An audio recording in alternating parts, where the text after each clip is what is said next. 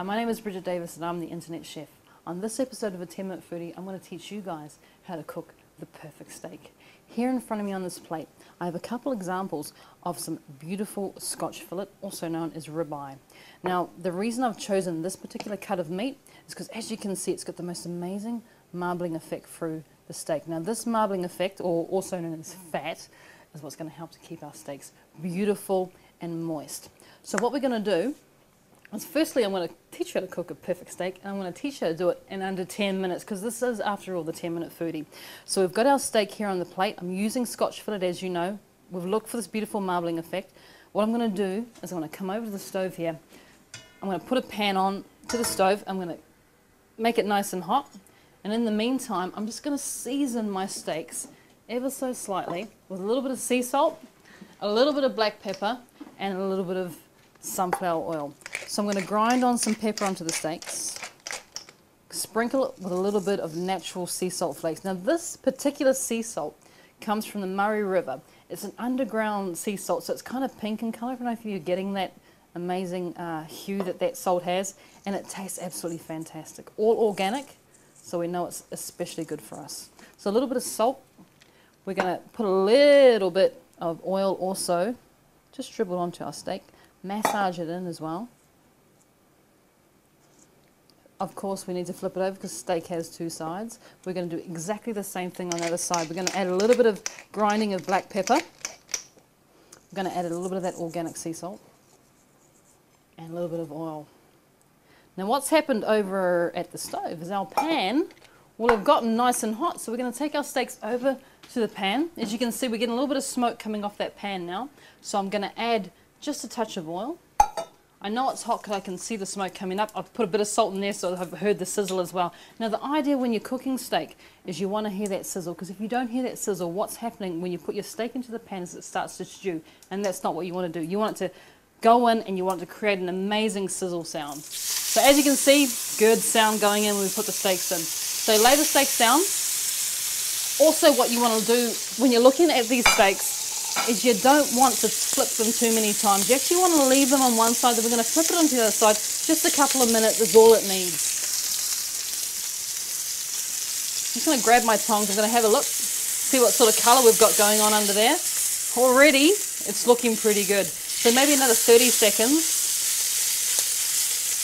Now, if you're the sort of person who likes your steak medium, this is how we're going to do it today. We're going to cook our steaks medium, so it's all about the touch. So what I'm going to do is, once I've flipped it over, I'm going to cook it for a couple of minutes, and all I'm going to do is pop it in the oven, and it's going to be fantastic. But to cook a medium steak, it's all about feel. About now, it's been done for about 30 to 40 seconds. I'm going to flip it over, and we're going to leave it here for about another minute before we pop it in the oven. Now, I've set the oven purposely on 220 degrees so it's nice and hot. What the oven does is it cooks the steak internally, because at the moment all we're doing is we're adding heat to the underside and the top side of the steak, but we want it to cook internally because that's what really gets it happening. So this starts it off. It gets this amazing colour through the frying, but it's popping it in the oven, which is going to finish our steak off perfectly. So we've been here for about a minute on either side. We're going to move over to the oven, pop it in on a 220 degrees heat, and it's going to be in there for maybe 4 or 5 minutes. So the beauty about this steak is it's only been in the oven for a couple of minutes. Now, while I'm taking this out of the oven, I must alert you to the fact of this particular pan that I'm using. Now, as you can see, this pan is completely made of metal, no plastic handles, so I can go from stovetop straight into the oven, absolutely no drama. So our steak, as you can see, has been in the oven now for 3-4 minutes. It's looking absolutely fantastic. So what we're going to do is we're going to take it over here back to the stove, and I'm going to rest the steak. Now, resting is a really important part of cooking your steak.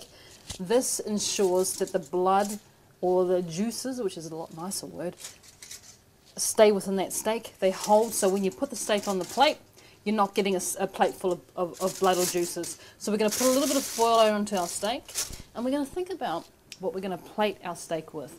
Now that you know how to cook a really good steak, You can basically use anything you want in order to plate it. Now, for me, what I've chosen tonight, for me and my family, I've chosen some amazing little potatoes that I've cooked in the oven. I've made little wedges, I've put a little bit of thyme on it, and I've also cooked up a few baby carrots. But you know what? You can pretty much choose anything you like. Like, for instance, you could have it with mash. You could, mashed potatoes that is, of course. You could have it with salad. You could have your steak with a few bits of broccoli, a few green beans. It's completely up to you. Once you know how to cook a really good steak, that's the important thing. So our steak's been resting now here for about 30-40 seconds. So we know that the blood or the juices have coagulated nicely within that steak. So I'm going to show you how good this steak looks by cutting it open to reveal how perfect it's going to be cooked. And we said at the beginning of this, we're going to cook it medium.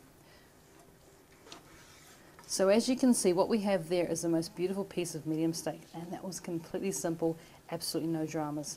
So we're going to plate our steak by starting with our vegetables. We're going to go onto the bottom. We'll just add a few carrots to the plate. We'll add a few potatoes.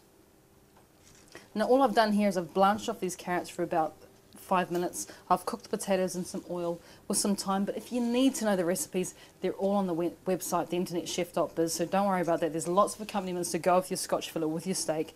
And then we're just going to add our beautifully cooked piece of medium steak on top of those amazing vegetables.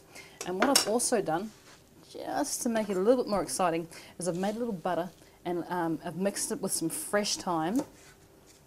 So I'm just going to add a slice of this butter. Like I said, all the recipes are available to you on the internetchef.biz, and we're going to add a little bit of butter, to the top of our steak. And there you have it, the perfectly cooked steak with a little bit of butter, a little bit of herb butter, a little bit of freshly cooked baby carrots, some amazing little potatoes cooked with herbs as well. And it's a perfect dinner. And you know what I've done?